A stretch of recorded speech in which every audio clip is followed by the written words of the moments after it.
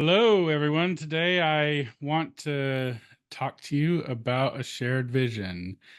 If you're not familiar with me or it's the first time you're seeing me, my name is Tim Wolf. I am the founder of Community Engine, and I help people build community based businesses and the technology that supports them, whether it's working with automation or bringing together people and building a platform for you to communicate with your community. We also do things with advanced learning like AI and something we pioneered called adaptable learning. And really, I'm here to just help you build a thriving community. And to me, that's the cornerstone of what we're doing today in the world. I believe the future of our world is all going to be based on the quality and the types of communities that we are a part of. And, being able to come together and really help each other out. And so, from a business standpoint, there's opportunities in learning and education. From a nonprofit or change focused kind of community, you've got a lot of opportunities there as well. And this is really about how do we advance humanity and doing that through the vehicle of a community. What I want to talk to you about today is basic but fundamental to a successful community. And just because I said it basic doesn't mean that it's easy to necessarily do. And that is building a shared vision. When it comes to a community, one of the most important pieces is understanding who your community is and bringing them together to co-create a vision for the future rather than you being necessarily the driver of that community. Just because you're a leader of a community doesn't mean you're necessarily making all the decisions about where that community goes. And as a good leader, it's important to understand and work with people to figure out the right direction, the right goals for that community. Now, of course, you also need to be inspired by where it's going, and there is a component of that that needs to be built in to what you're doing. But if you're the only one building the community's vision and looking for people to kind of get behind and promote your vision, that's not going to get you very far. What is going to get you far is a group of people all united behind the vision that you and they are creating in the world. And that's what builds a really thriving community, especially when you combine that shared vision with progress that can be felt across that community and experiencing growth and building those connections between all of the various people in that community and just kind of seeing what magic can really come from that, because it really is a magical thing.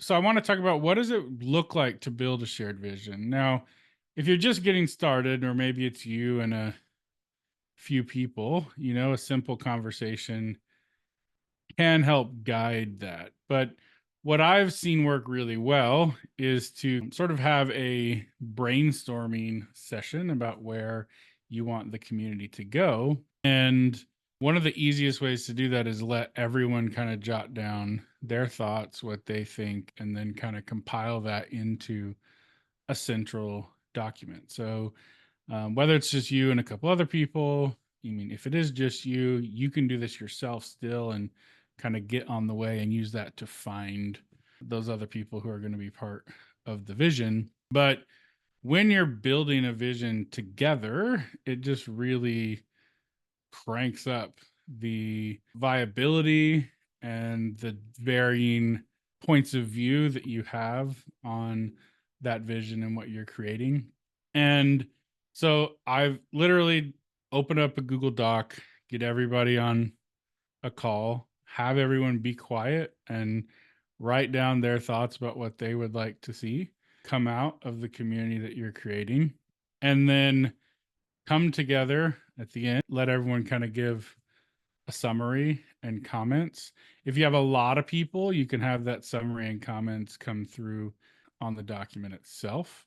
And then at the end, kind of compile that into what can be a vision. Now, you might come out the end of this with kind of a first draft, and then you kind of bring it together and tighten it up in a smaller team.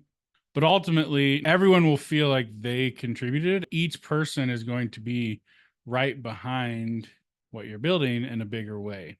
And they're going to be more motivated to do that together. And so, a few things that are really important in a vision like this is, where do we want to go? What is our motivation for doing this? What's the why behind it? I've also seen really good results of looking at who are we really rallying against. Now, I tend to find that communities work better when we're working for a particular thing, and we can actually measure that progress versus fighting against something. But at the end of the day, everything you do is going to have people who want to do it differently. So, what is it that you're really playing against as well? That's important to understand. And then finally, how do you want to make decisions as a community? How do you want to bring people together? How do you want to let people in? How do you want to handle conflict?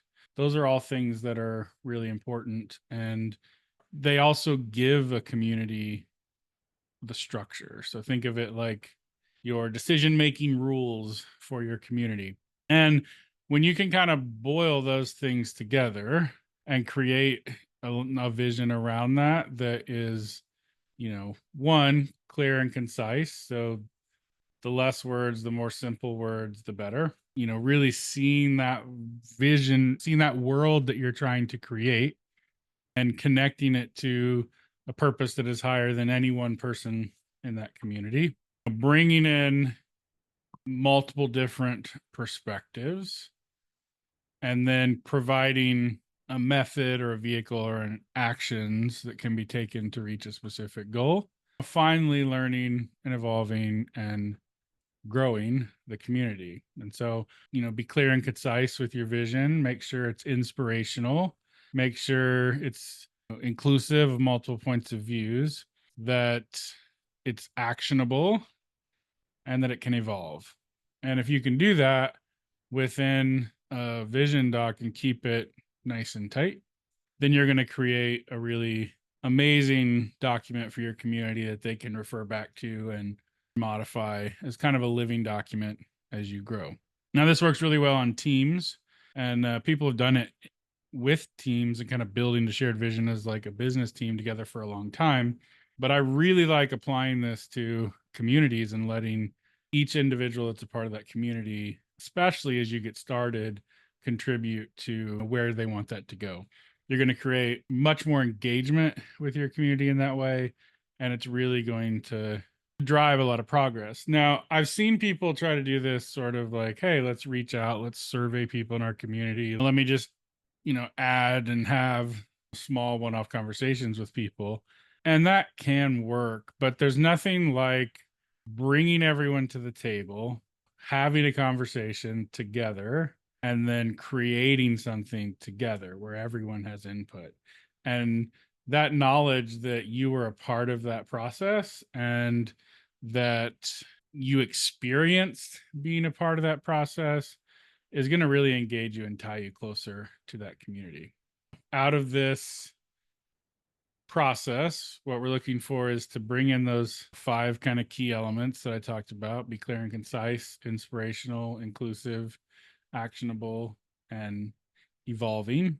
And then bring that into a meeting where you gather input, let everyone put their thoughts on paper, identify common themes, come up with a rough draft for the vision, tighten it up, and then share it and validate it with the community. And so I encourage you to go through that process, whether you're just getting started in a community, whether you have a community of 10, 20, 100, 1,000 people, a little more difficult on a broader scale of getting everybody's input. But the more that you can work on creating that experience that people are actually involved in shaping what that community is going to look like, the more engagement you're going to have.